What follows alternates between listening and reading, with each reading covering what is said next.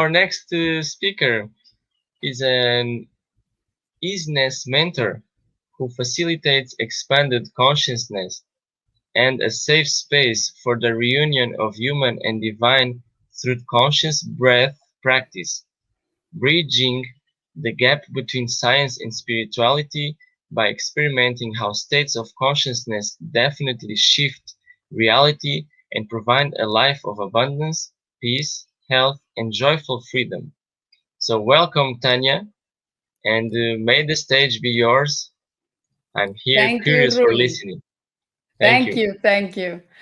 It is such an honor and a pleasure to be preceded by so much inspiration. And thank you all for being here today as well and for joining this Higher Self Expo movement of expanding consciousness. It has been fantastic from the beginning, and I hope to be able to carry the torch forward with my presentation, with my sharing. Really, it's a sharing. So Zane, the creator of this Higher Self Expo, when he presented this theme, where science meets spirituality, he says he has this saying, and it is that spirituality is the science that science hasn't caught up with yet. And so I'd like to give that a twist. In my own words, I would say, and add to that, that wholeness is the science that science has not caught up with yet. And now I'm going to put in another twist. Wholeness is the separateness that separateness has not caught up with yet. So why am I saying this? Well, because as you all know, this vision or this idea that somehow science and spirituality are separate really is not necessarily so.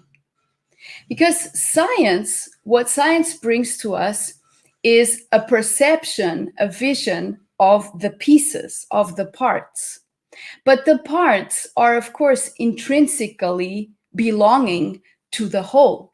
So basically, if we come to clearer understandings of more of the parts, we can then make sense of the whole. And bringing this to the individual level, because each individual is the whole universe happening at once. So if each of us can perceive this within ourselves, so the more of our parts that become our conscious awareness, the more we create the critical mass within ourselves to collapse into wholeness. So actually, for this separation between, this fictitious separation between science and spirituality to disappear, really, it's nothing but us becoming more aware of what we perceive as separate within ourselves, which is therefore the science. So we are the science itself. And then as we perceive and allow ourselves to release this illusion of separateness, then bring back together into the wholeness, which is the spirituality of who we are. Actually, I would say, as a human being, I am the science of spirit happening moment to moment. Therefore, there can really be no division, no separation. But if we coin that term science in more modern approach, then we would say that science is the advancement of knowledge through the research and exploration of hard and soft sciences. And here again, we can open our vision to realize that science is not just hardcore math and geometry and all of that. It's also all of the soft sciences, which actually part of what Rui was sharing, it has those soft sciences included. All of the social and humanitarian sciences are considered soft sciences. It's just a terminology. So really, the idea of science goes way beyond it being something complex, something hard to understand. It is actually us. It is us. And as human beings, therefore, it is within us, it's intrinsic to us, this knowingness of the parts of the science of who we are. And interestingly enough, I'd like to bring about the root of the word science.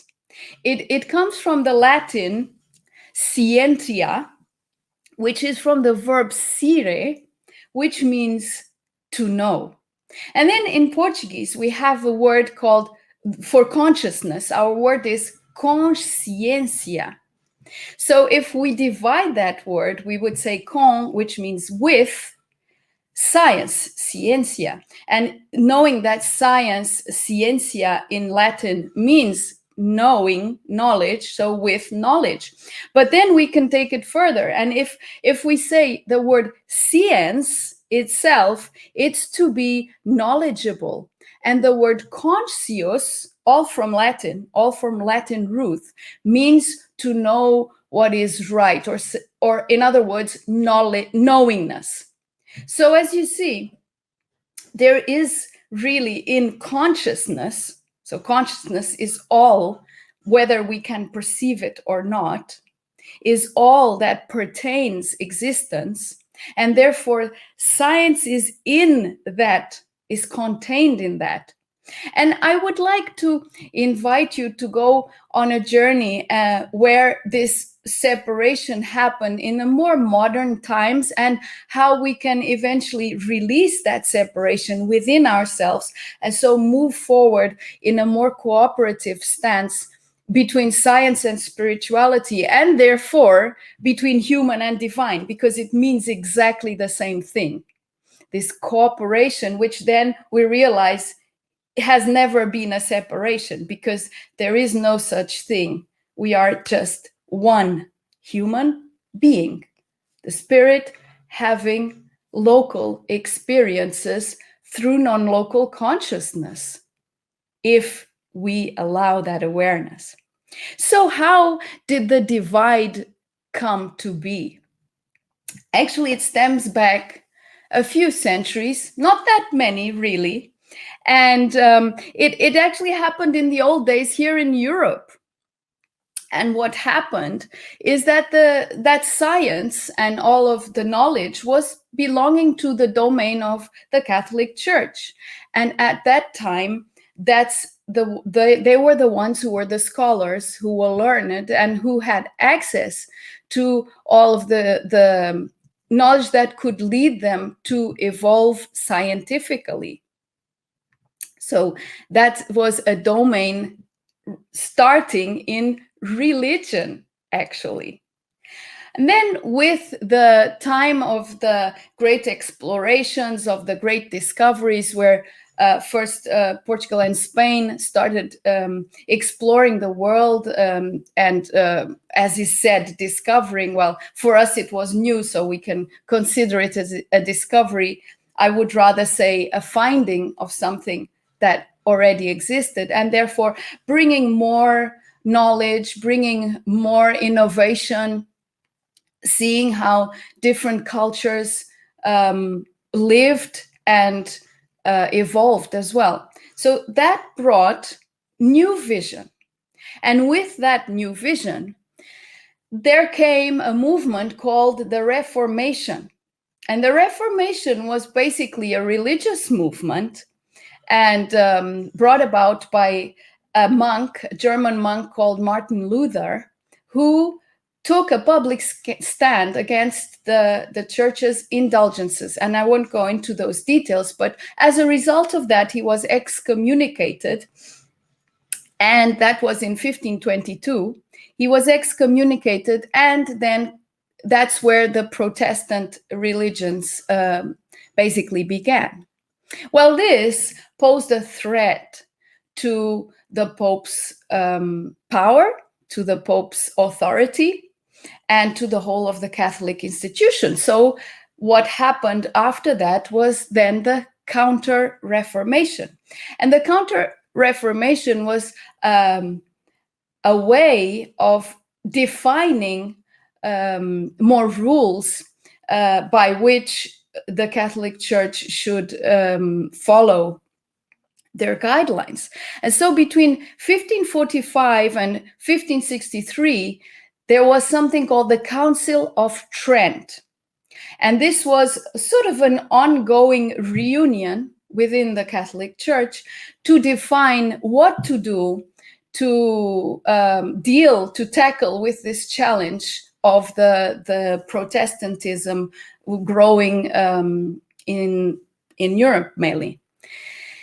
And from that was born the Index, which was a book which contained all of the books, or sort of a catalog, which contained all of the books that could not be read by people of the Catholic faith, and the so-called Holy Inquisition, which had been around since the 13th century, gained new strength. And that was, the strength was given more power, more strength to the Holy Inquisition, so that they could persecute, judge, and punish heretics. And what were heretics? Were all of those who went against the religious or spiritual practices of the Catholic Church and who had different visions of the universe. Well, this was happening more and more because with Gutenberg's press, the Bible started being printed in many, many languages. And that meant that more people had access to knowledge and to new interpretations of the Holy Scriptures. So there was more widespread knowledge, and there was also more widespread wealth at that time, not only coming from the colonies, from the world outside of what we had known so far, but also because there were better production, agricultural production techniques and so on starting to be implemented. Anyway, moving on. And please just get the bigger picture. So right before, in 1543, before the Council of Trent started, which was in 1545, Nicolaus Copernicus was executed for his heliocentric vision. So he came up with this, at the time, extremely challenging vision that, in fact, it was the Earth revolving around the sun and not everything else revolving around the Earth. This was a very, very visionary stance at that time. So Nicolaus Copernicus was executed for that. Later on, in the 1600s, Galileo Galilei, already with the telescope, was able to confirm these findings by Nicolaus Copernicus. And he came forward and he wrote a book where he shared these findings. Well, of course, the Inquisition was on top of the case, and they had a trial, and he was severely punished and made to refute what he was postulating. So he was made to say that that was not true, and he is said to have muttered, "And yet it moves." So he just said that, okay, I admit that it's not true, to spare his life, which was then lived in imprisonments, because he was imprisoned until he died in house imprisonment.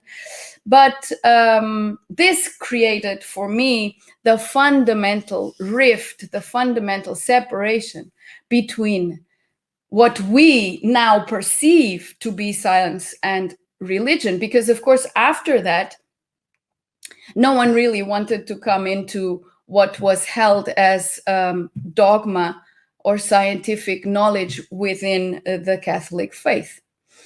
But actually the word religion means to reconnect.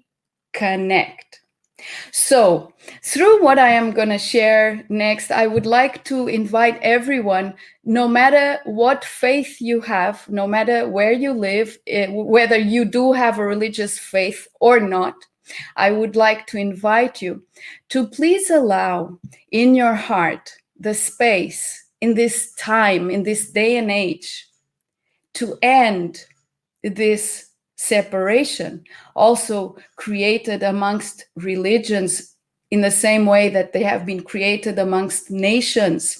All of these are fictitious separations. They have just been created to experience different power games. But in fact, when we realize that we are all religious beings in the sense that we are all spirit and therefore spiritual, and therefore spirit having human experiences, we can remove these boundaries and remove the pain of the past, remove the blame, remove the punishment, remove the need to keep on suffering these past hurts, and be done with all of this. So I will later on in this sharing also do a bit of what I share, which is the compassionate breath, so that we can come to a point of new reunion within us.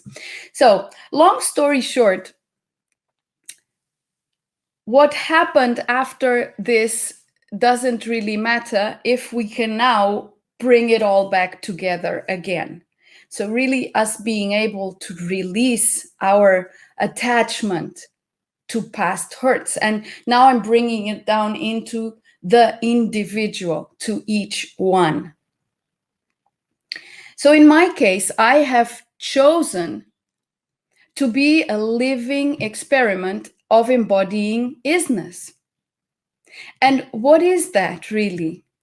So I have chosen to define as my guiding principle that if there is an all-knowing part of me, which is actually not the part but the whole, that can help me navigate the waters of what I perceive as limited, then that is the one I choose to manifest in my life. And so by making that choice of being a living experiment of embodying isness, what I really have chosen to do is embrace unconditional trust. And I've come to realize that unconditional trust in the wholeness of who I am beyond any limited perception that I may have locally, so my non-local wholeness, has always unconditionally trusted this whole earth experience, which is for me nothing but an experience of limitation in order to bring limitation and separateness through all sorts of an infinite array of possibilities, and then again reconnect to the wholeness which has never ceased to be. So the unconditional trust really has always been within me and within each and every one of you. And this unconditional trust is called, in other words, intuition or knowingness. We all have it. And this unconditional trust leads us to realize what is coined as unconditional love. Really, unconditional love is nothing but perceiving that we are not the parts, but the whole, experiencing itself through the parts. And therefore, There are no conditions on the parts. That's why we have free will. There is just an infinite, vast ocean of possibilities. So this is being unconditioned by the reflections of limitation that we perceive in our local experience. Love already is. The love of existence is what made us become something, someone, a being. Therefore, it is and always has been unconditional.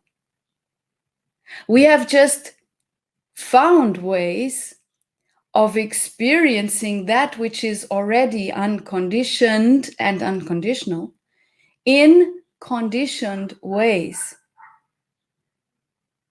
to bring it all then back into one. So therefore, experiencing the opposite polarities in this world of duality and feeling what it's like to be on one polarity, on the other polarity, and then bringing it back into one. And how does this then relate to my personal experience? Well, very quickly, because I'd like to offer a short compassionate breath experience of reunion very, very shortly. So what happened is, as soon as I started realizing that I was really not managing to cope anymore with all of the noise and dysfunctionality in my life, and then started realizing that there was much more to it, I came across a lot of different teachers, a lot of different healing modalities.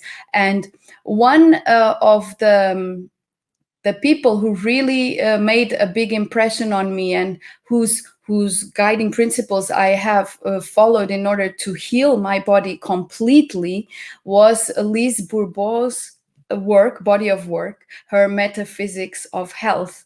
And just one thing, the word health actually means whole. Isn't that fantastic? So Lise Bourbeau, through her Metaphysics of Health, shares how every physical ailment still is, before it becomes physical, comes from our mental, emotional, and spiritual realm. And with time, if we remain in those patterns, in those belief systems, in those mechanisms, then it becomes crystallized in the physical body. And that's where I realized, wait a minute, my body is not my enemy. My body is my ally. My body is not against me. I am the one who has to stop, listen to what it's trying to tell me, and it is in my care. So how could I be afraid of the body? Many of us are afraid of not having health, not realizing that that is really being afraid of our own intrinsic natural power of unity within. There is no way we cannot be one with the body except in our perception of separateness. So we are the carer, and the body is actually our allies. Through the body that we feel the heart, and the heart, when it comes into coherence, informs the body that all is well. And this is where the breath comes in. So I healed all sorts of ailments throughout years, and all ranging from allergies to chronic sinusitis, gallbladder malfunction, also osteoarticular issues, digestive issues, all sorts of infections, all manner of frequent viruses, including extremely frequent colds and flus. I used to have a lot of physical ailments. And then one, by sorting myself out in my psyche and in my emotions and bringing the wholeness back, breath by breath, all of these just changed. And the way I eat, the way I live, the way I exercise, everything changed completely. Actually, I don't even see exercise anymore as exercise. It's movement. It's a joyful faculty of being in this beautiful vessel, in this beautiful sacred space, which is the physical body, the place through which spirit can play. And so the breath, when I came into the awareness of the breath, I started letting go of other practices that were absolutely essential to help me start realigning my consciousness. But then it became, okay, now you've used all of these tools. Okay, now let go of the tools and just remain and just stay here and just be here. And with continuous and consistent surrender to just being present, this safe space started becoming my place. So this safe space starts getting wider and wider within ourselves. And then we realize we are home. And we are not only home by coming into this safe space, by allowing it, but we are home wherever we are, because we go with ourselves wherever we go. So it's then a staying instead of a going. It is a finding instead of a seeking. And when I had spontaneous Kundalini, now I know it was a Kundalini rising, so it was a spontaneous explosion, which just shut my mind down and just brought me into the full and complete awareness of oneness. So from that moment on, that has never gone away. This consciousness of not being human and divine, not being feminine and masculine, not being me and the other, it's in here 100% of the time. And so my heart came to peace with that mega atomic bomb that blew up inside of me, that atomic explosion of consciousness. And from then on, my experience has been, what is it like to be this embodiment and notice the differences of embodying what we call the free energy body? And it's free energy. Why? Because it's not trapped by past or future, by past memories and future expectations. It's just being here now constantly. So with no further ado, I'd like to invite you, if you would like to accept this invitation today, to please close your eyes and just take the most gentle, deep breath through your nose, that natural breath, the breath that has been with you ever since you were born.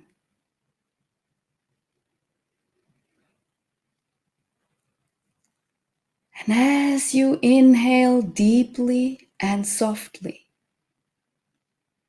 just come to the breath, letting everything else go, even letting your thoughts float freely on the surface.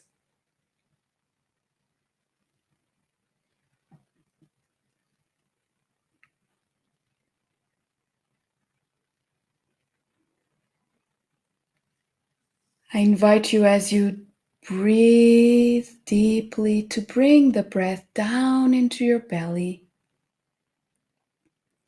and allow it to expand naturally, to recede naturally in your own rhythm, letting the breath find its own pace while you just stay in it and enjoy receiving.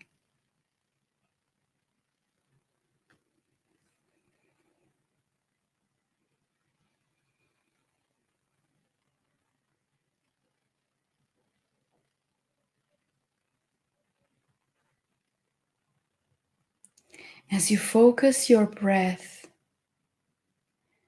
bring the focus deep down into your core, down below your navel.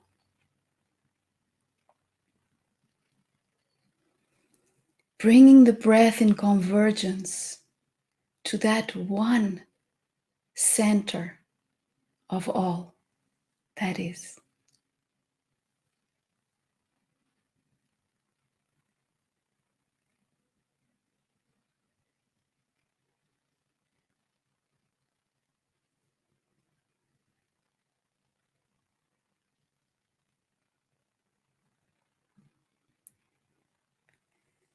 And invite yourself to collapse into this core of you. Just breathing, receiving, allowing.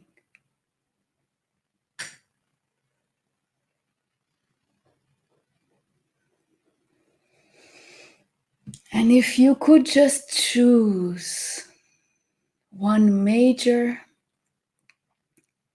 forgiveness that can change your whole perception, I invite you now to allow this in your core to deeply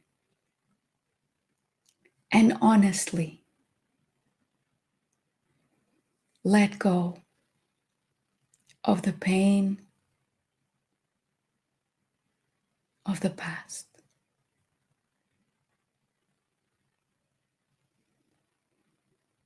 Allowing the compassionate presence of your true nature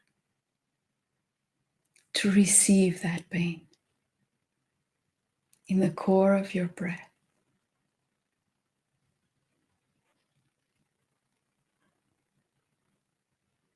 As you give forth the energy that was stuck, so that it can come to its neutral, pure state.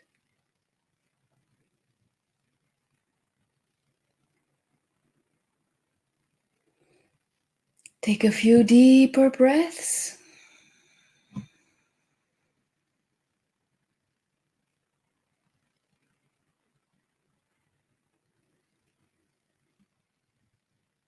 Receiving the flow of unity within you. The unity that happens in each breath. And whenever you are ready, please open your eyes. Thank you.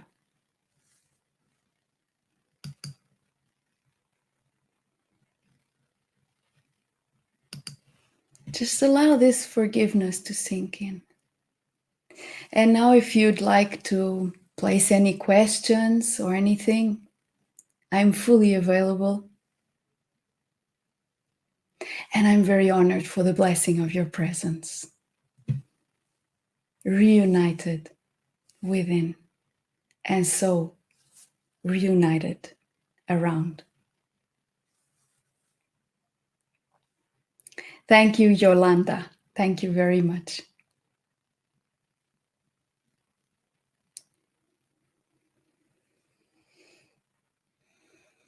Thank you, Diane. You can find more about my work on my website, and I share a lot of compassionate breath, and it will very naturally and really effortlessly, if you allow, create that critical mass of your knowingness so that you can collapse into the wholeness that you, I, and all of us truly are.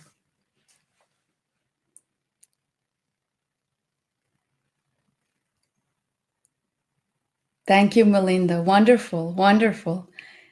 That's great. I hope you all managed to feel that letting go, that release of everything that is no longer necessary to define and control and program our life from now on. Thank you. Thank you, Carlos.